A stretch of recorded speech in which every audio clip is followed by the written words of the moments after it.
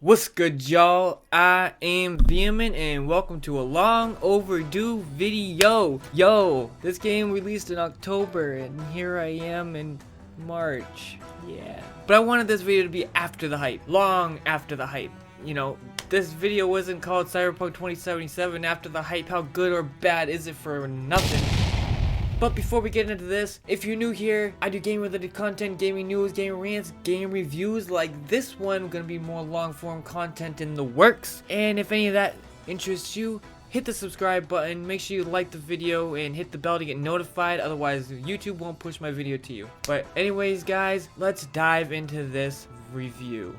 Hi guys, just want to cut in here real quick before the review part actually starts. Quick little disclaimer. Yeah, we're gonna see footage from other people that I'm gonna source. Put the source down the corner. Credit everybody that I grab footage from. There will be my own gameplay spliced in here, but a lot of my gameplay won't coincide with the things I'm saying. I do not have the ability to record a whole playthrough of any given game, so I have to play a game and then record footage after the fact, or you know, little clips here and there while I'm playing. But I can't record the whole time I'm playing a game. I don't have the means, the storage, or the device to do so. So I just want you to know that I did not watch these reviews while playing the game. I wrote most of the skeleton for this video before I even thought to watch any videos. It just so happens that my thoughts and feelings are also in other people's reviews. All of the thoughts in this video and opinions are all my own, okay? I want you to know that fact. All thoughts and feelings are my own. It just so happens that other people feel the same way.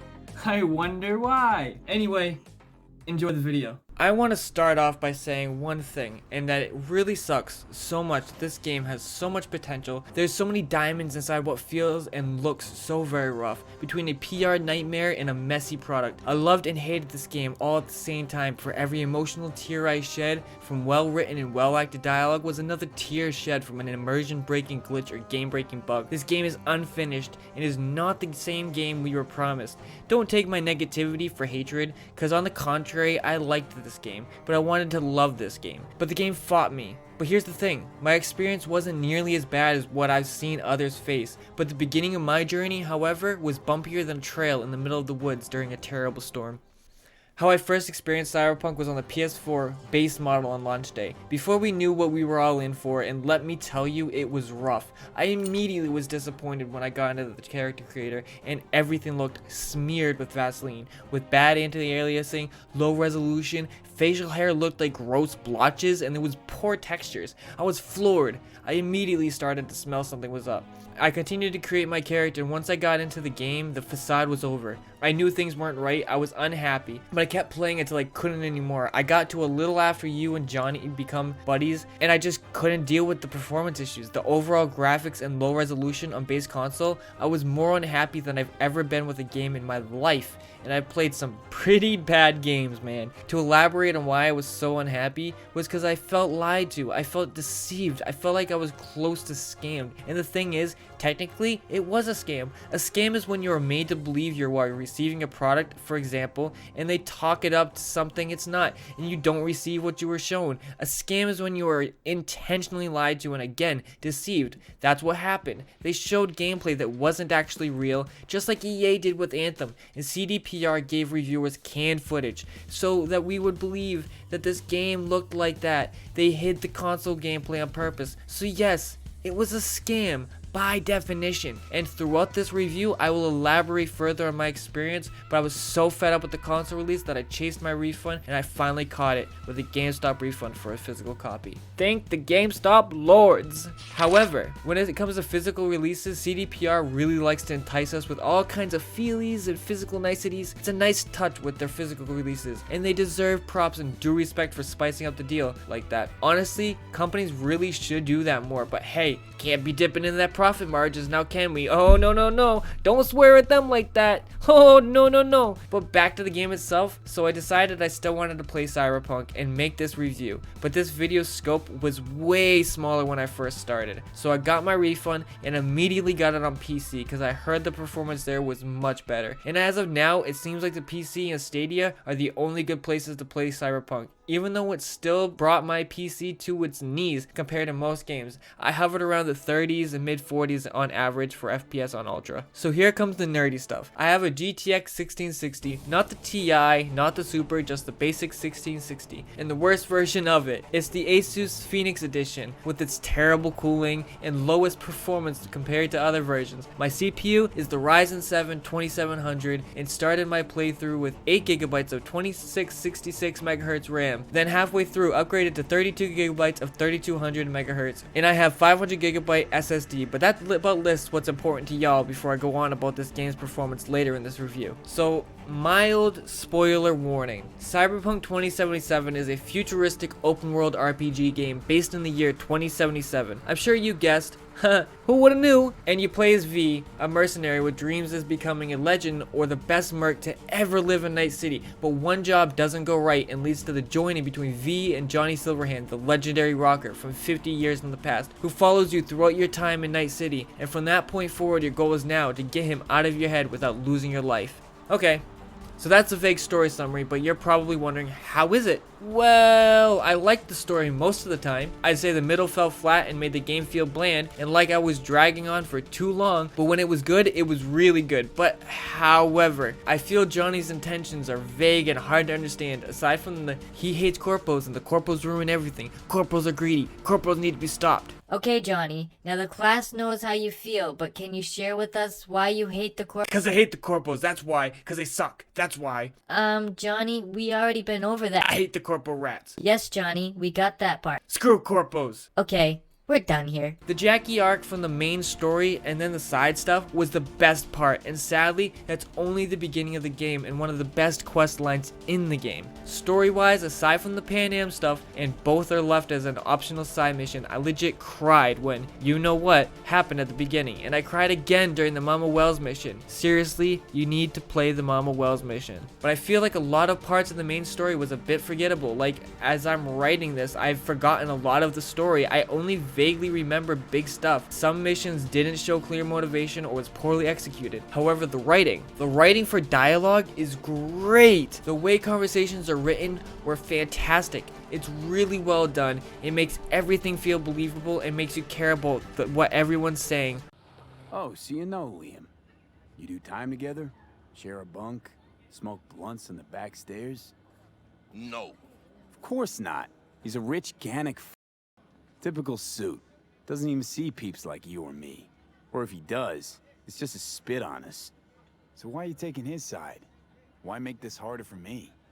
Because it's my job. What they pay me to do. Pay you to keep the peace, and I'm an easy peace-loving choom. In and out. Nobody'll even see me. And well, it's important. Check the VIP. But again, because of the story reason, that starts to feel hollow. And on top of that, the way it's delivered to you visually causes the same writing to suffer when you're seeing the same static camera angle almost every time you have a conversation. After a while, you get bored, you know? I think if they took you out of first person or somehow made conversations feel more dynamic, could have brought the writing to the next level. Because when your character is moving around and your camera isn't sitting still, things do feel at least a little more dynamic and interesting. I feel like the static conversations first person angle needs to stay in the past. It's fine with some conversations, but not the whole game. I need more to hold my attention. The Fallout and Elder Scrolls style of storytelling can only work so long. I know I'm nitpicking, but the voice acting could have had a better chance to shine, cause that damn voice acting is top notch with most characters. And V, the voice actor, I'm sorry if I'm pronouncing this wrong, Gavin Drea, made me care every time he opened his mouth. His acting was superb. I can't speak on female V because I only played as male V, but I loved his acting. It was so good, and the conversations between him and Johnny, him and Pan Am, more on her in a minute, and him and Jackie had so much chemistry. Oh, you heard what I just heard, right? Relic. They want to do her like they did me. Not exactly. They wiped you. Here, they just want to make a backup. A backup? V, we're talking about a person, not your vacay snaps. Guy didn't even ask. He's just going behind her back. He's got no right to do it. Nobody has that right. Especially without her knowing. How do I even tell her? Don't have to. Camera in there. Where there's a cam, there's footage. However, Keanu Reeves sometimes felt stiff and as if he wasn't even trying. Like, did he really think that same tone of voice all the time would work? But at the same time, his character felt real and believable when the going was good. And again, when him and V's chemistry starts kicking, it really kicks hard, like a donkey kick hard. Or the way V sounds during the Mama Wells mission, the sincerity in his voice, you feel that stuff, you know what I mean? But there is no better chemistry, in my opinion, better than the chemistry between V and Pan Am. I'm not usually too attached when it comes to romances in games, except for the love triangle in The Witcher 3. I was heavily invested in that. Just saying. But honestly, other than that, yeah, they're fun. I do get somewhat invested, but seriously, aside from The Witcher, I've never been more invested than I was during the Pan Am and V's story arc and the romance story. They are both excellent voice actors and great fleshed out characters. The writing here really shine like a bright light in a dark forest. I just wish this acting and this storytelling wasn't so overshadowed by everything else. These people poured their heart and soul into this, and they really weren't given their due diligence. Nobody gives these guys the props they deserve because everyone glosses over it, because everything else stands out so badly. People forget to mention this stuff, and I really wanted to focus on it here, so it's at least recognized by someone that their efforts weren't lost on everyone. I hope the voice acting moved others as much as they moved me. So again, V was well done, well acted, well written, and so was Pan Am. And there were a lot of gems throughout the cast, like Judy, Jackie, Misty, Mama Wells, and a few more, but it just sucked that a lot of the best performances were tucked away in side quests, and it's a shame. But that's not to take away from the magnificent performances during the main story as well. However,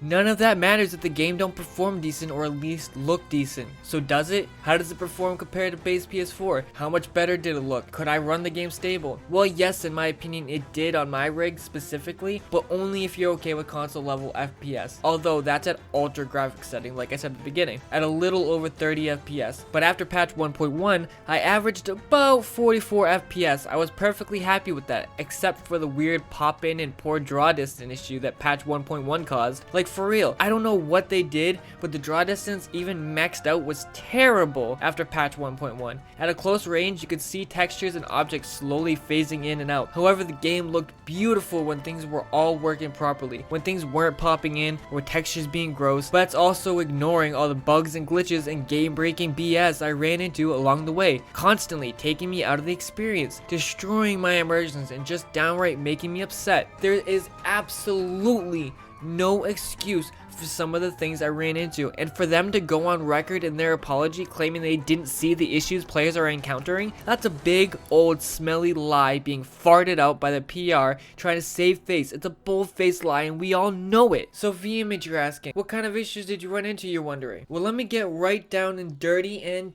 tell you.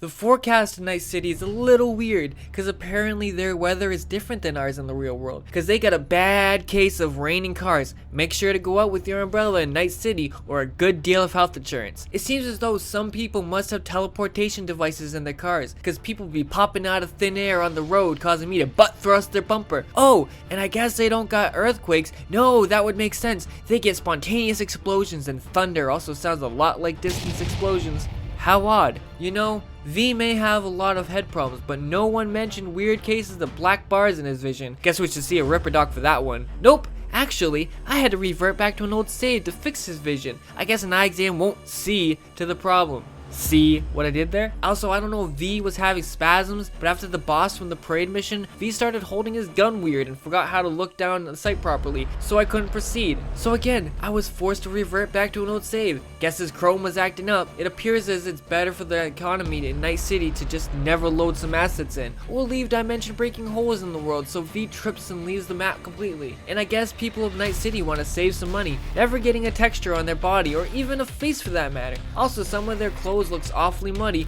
I guess some people are just walking N64 character models. And during the mission at the tower with Jackie, the boss kept defying the laws of physics and reality itself, kept popping in and out of the elevator so we couldn't progress or hurt him. Again, I had to revert back to an old save not once, but twice, because the first time didn't fix a damn thing.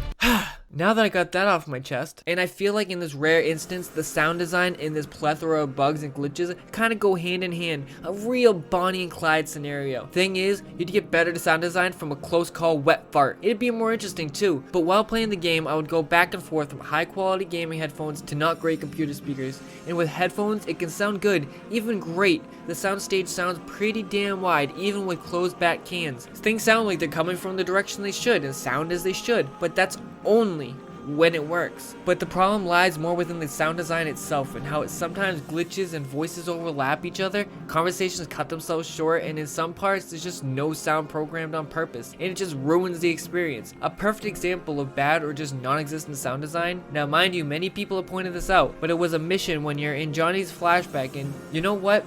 I'll just play it for you. You can see for yourself.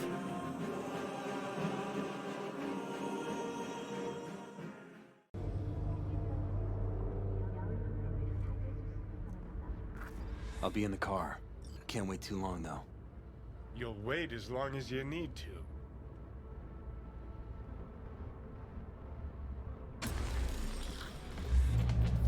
Where the hell's Rogue? Sit. Stay. See what I mean? It's poor sound design. Unless this was an accident and sound was meant to be programmed, but it's just poor execution, and blows my mind this level of incompetence comes from the same people that made The Witcher 3. Yes, I will keep making that point because it proves they're more competent than this. The Witcher 3 has beautifully crafted sound design, music, and more. What happened here? I'm not sure if it's incompetence or lack of time, but other, let's call them sound design flaws, are things like when you craft an item, absolutely no sound happens indicating you crafted an item. Some guns sound floppy and flaccid, some guns sound punchy, but only some. Also, there's not enough gun sound variety. There's like 5 different gun sounds, that's about it. No variety really. So yeah, the long and short of it, sound design can be great, or it can be absolutely awful, nonsensical, and baffling. But now being broad and vague, there's a couple pillars of this game to hold it together. There's the RPG elements, the story and story choices, there's crafting and a gear system, then exploration and combat. But all of the game mechanics themselves are surface level at worst and shallow as a puddle at its best. It's a first person shooter with RPG mechanics, but it's hardly an RPG like it's advertised. And in some cases that's not such a bad thing, but it's all lackluster and the RPG elements seem tacked on and poorly implemented. But however, let's go over my build and discuss things more in depth. I felt no weight to my decisions. So I went with 10 on reflexes to help with handguns and rifles, but I wanted to use mantis blades as well, even though I didn't get to until near end game. I'm gonna dedicate a whole section to cybernetics and cash BS. But back to the stats. I went 11 on body for health and higher carry weight. I went 11 in technical for that what was supposed to aid me in my crafting ability, but crafting in this game is complete trash, but more on that in a moment. 9 intelligence to help with basic hacking, to which I really regret putting anything into there. I hardly hacked and I put 1 single point into cool, and I don't remember why, but I used 1 perk point for faster crouched moving speed. But the thing is, hardly any of this felt like it mattered. It seems like you need such a high level for anything to matter, and all the perk stuff, most of it's just fluff, bloat, mostly pointless buffs, and percentage raises. Don't get me wrong, some of it is useful, like movement speed, health raises, damage boosts, carry capacity, those are all helpful, but most of the other stuff isn't. My favorite RPG system is Dark Souls. You put points where you want them and immediately feel the weight of that decision. It's not just numbers going up, there's actual weight behind those numbers. You feel the difference right away, and your gear matters in those games. In this game, it doesn't. In this game, it doesn't feel like the gear helps much, and you look dumb on top of it. Yippee-ki-yay! I went from 25 armor to 26. Oh, and I look like someone who doesn't understand what matching clothes means? Picked out my outfit. Thanks, CD Projekt Red. You're the real MVP. Now, before I go on with my next point, I want y'all to know I did a lot of side quests and stuff. I played the game like I would any other game. I did not play it like I was reviewing this game. I wanted this video to be from the eyes of a gamer, not a game reviewer. So now, with that out of the way, let's get into the stuff that bothered me the most in this game. Main story decisions don't matter. First thing that bugs me is the lack of player agency and the lack of impact on the story with your decisions. Most of the time, your decisions and conversations or actions lead to little or no change to the story. Even if in that moment something happened because of your decision, it usually is temporary and impacts nothing in the overall story. Think of the game story as the shape of an 8. There's 2 paths from the bottom. You can either go left or right, and things are different on each side, but then they both meet back up in the middle. So even though you changed a small thing, you still landed in the middle. And even sometimes you make a choice and each choice has the exact same outcome with just slightly different dialogue, just to force the same outcome. It's nothing like The Witcher, where the smallest decision could make the biggest impact story-wise. There's so much butterfly effect within The Witcher, and the writing. The only place in this game where your decision really matters is in the chairs talking to Misty. However, there's a bit of butterfly effect within side missions. Also, don't get me wrong, your romance decisions and choices do impact the main story, to which I think was great. I love that, but I wish there was more of that, you know? I don't know, I guess I expected Witcher level story from, you know, the people who made The Witcher, but that's just not what I got. What I got was mostly linear style story with minor branches that led right back to the same road you started on. Like I said, this game is the shape of an 8. There's just so much to see and nothing to do. However, the story control and player agency could be forgiven if only there was more to do. I got bored very fast with this game, combat wise, and there's no side activities. Yes, there may be a Ubisoft style cluttered map of icons for side missions and jobs to do, but the problem is the gameplay got stale way too fast and leaves you no desire to mosey on into side missions. Regardless of how well written they are, it doesn't matter if the gameplay suffers, and this is a side note, but how does the game expect you to afford anything in this game? I was broke the whole time. Let me know down in the comments what I was doing wrong, because I did a lot of side missions, and I couldn't afford barely anything. I bought like 2 cars and a few cybernetics, and that was disappointing as well. I didn't get the mantis claws till the end of the godforsaken game. I was super stoked about them the whole game. Cybernetics would have been way cooler if you could afford to experiment. However, I've seen other people balling in this game. I don't know what I did wrong, truly and honestly. Side note over. So back to how the game world is barren and how the gameplay itself can't hold it for long enough to sustain the desire to keep doing side quests and jobs. Oh wait, that kind of just summed it up, didn't it? But let's dive into that. So what is there to do? This might be a weird thing to start on, but you can sleep with what the game calls joy toys. A whole lot of wait for it, dun dun dun dun. 2 of them. Woo! Look at that variety. There's a male joy toy and a female joy toy, and that's about as far as the toy can joy. There's not like a couple male options, a couple female options, different ethnicities. I don't know, just a thought. Maybe I'm thinking harder than they did about it. Hell, we already know some things were just slapped in there. Police system. Oh, what was that? There's assaults that feel like nothing but a quick gunfight, to which doesn't help if you're getting bored of the gunplay. There's crimes you can help deal with. Again, more gunplay. Hunt down cyber psychos, to which, I don't know, it didn't interest me, the fights felt unfair and BS to me, so I avoided them. And you got side quests and side jobs, car buying, and that's a whole lot of just about it. And again, it all relies on the same thing, the combat, but that's not variety. It feels like the same thing. So let's finally jump into the gameplay. How good or bad is it? When I first got hands on the controller, yes, I said controller, I feel your judgment already. Look, I'm sorry that I play with controller when I just want to relax while I play. I'm not good with keyboard and mouse, yet I'm still practicing. But put your begrudging feelings aside and hear me out. The gunplay feels bad. I don't like it, and I know some people really do like it, and that's fine, but the way they implemented aim acceleration to controller was stupid and I hate it. Why would I, or anybody, want the aiming to slowly get faster the longer I push the analog stick? I can't wrap my head around it. I would like a consistent speed I can rely on to get more accurate aiming, but no. Someone at CD Projekt Red sat there and said, you know what the controller controls need? They need acceleration, so when they push the analog stick, they will think they're going a certain speed and BAM! It speeds up so they miss their shot. What a great idea, right? Wrong. No good feeling shooter has aim acceleration, and if they do, you can usually turn that crap off. I have always hated it, but even aside from that, the gameplay feels like mud. It doesn't feel responsive, it feels repetitive. It's serviceable at best and uninspired and bland at its worst. Yeah, your movement gets more advanced the more cybernetics you buy, but it don't matter if they're overpriced. I don't know. I got sick of the combat about halfway in. I kept doing side missions as much as I could, but it got monotonous, repetitive, and boring, and I just wanted to finish the story because that's all I cared about after a while. But I want to make this one game mechanic its own section because of how much I hated it, how poorly implemented it was, how obtuse it is, and it just really let me down. I got way too hyped about it, and that's the crafting system. I leveled up my character out to be a crafter, like I always do in games with crafting mechanics. I always heavily use crafting mechanics. I love them. I have a soft spot in my heart for them, but this system is trash. It felt useless. I feel like there's something I just wasn't catching on to. I've seen other people say it's OP and the best weapons in the game are crafted, but it felt like you had a couple options of the same guns and same stats that never seemed to change. Like the list never grew, the quality never raised. I don't know what I did wrong, but my options stayed the same for the most part, so I just bought or picked up guns in the wild and used the crafting mechanics to upgrade them. Whew. I'm glad I got that off my chest. But after all this complaining, you must be wondering, Vehement, what's your verdict? Seems like you hate the game. But that's not true. When it's good, it's great, but when it's bad, it's awful. My experience on base PS4 was unforgivable and unforgettable. There was no excuse for what they released on October 10th to consumers. It was a sad excuse of a product. The only reasonable places to play it was PS5, Series X, and PC. Also, I heard Stadia was a great place to play it as well. I don't know. I chased my refund and repurchased the game for PC, and it was still a very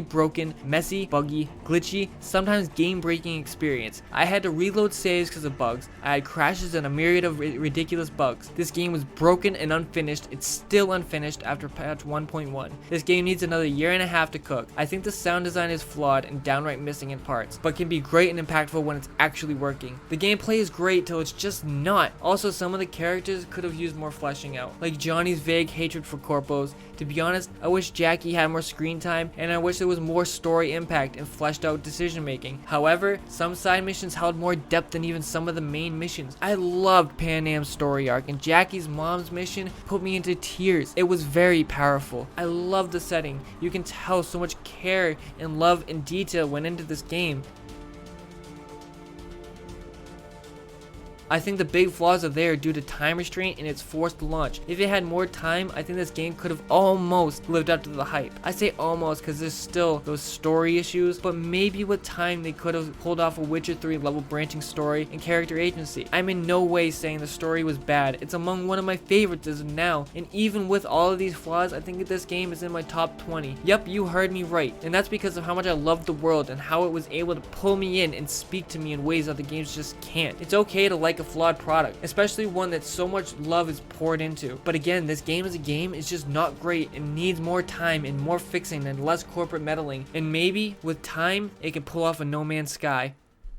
So yep, that's my review of Cyberpunk 2077. If you guys like this video, please leave a like. I spent a long time on this video. The script started off as bullet points and it grew into something bigger and something bigger, and now here we are with what it became. I'm sorry if a lot of the gameplay you're seeing doesn't coincide with what I'm saying. I didn't record my gameplay while playing. I hope that y'all stick through this video. I'm going to be making more long form content like this. I have a Dark Souls video in the works. This video is not perfect. I know it's not, but give me time to refine this process, refine my ability to read script, and I think that this channel can go somewhere great. I really enjoyed the process of making this. It really itched my creative bone. I love doing the gaming news stuff, trust me, I do. I just want to be known for this stuff, this long form stuff. I may not be great at reading the script, but I will get better. Give me time. Give me time to really refine and iron out these kinks. But again, next video is how does Dark Souls 2 fit in the Sekiro Soulsborne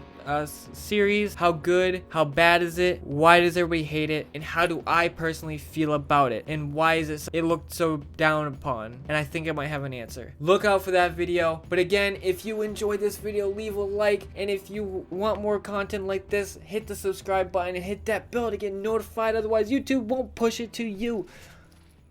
Peace.